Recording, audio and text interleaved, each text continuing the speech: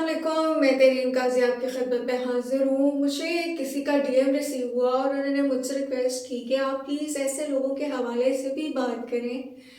جو زندگی بھر تو اپنوں کو تکلیف دیتے ہیں اور جب وہ مر جاتے ہیں تو وہ بڑھ بڑھ کے آگے کام کرتے ہیں اور یہ جتلانے کی کوشش کرتے ہیں کہ شاید ان سے زیادہ کسی کو بھی جانے والے سے محبت نہیں تھی اور وہ ان کے بہت بڑے خیر خواہ تھے۔ ایسے لوگوں کے حوالے سے اگر بات کی جائے تو یہ وہ لوگ ہوتے ہیں جو آستین کے سانپ ہوتے ہیں، یہ وہ لوگ ہوتے ہیں جو منافقین ہوتے ہیں، یہ وہ لوگ ہوتے ہیں جو آپ کو زندگی میں دکھ درد تکلیف دے کر اپنی انا کو تسکین پہنچاتے ہیں، یہ وہ لوگ ہوتے ہیں جو دنیا کے سامنے یہ ظاہر کرنا چاہتے ہیں کہ وہ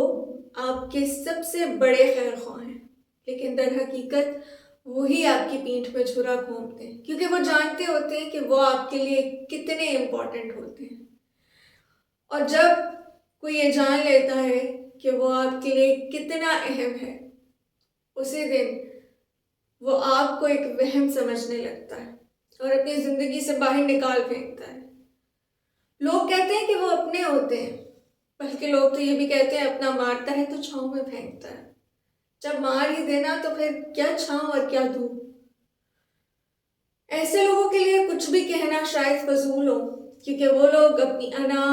اپنی ضد، اپنی اکڑ، اپنی خود غرضی کے ہاتھوں اس قدر مجبور ہو چکے ہوتے ہیں کہ انہیں نہ کوئی رشتہ نظر آتا ہے، نہ کوئی تعلق، نہ کوئی محبت۔ ایسے لوگوں کو ان کے حال پہ چھوڑ دینا چاہیے اور ان کی طرف سے پہنچنے والے دکھوں کو ایک آزمائش سمجھ کر قبول کر لینا چاہیے، کیونکہ وہ تو کبھی ٹھیک ہو ہی نہیں سکتے۔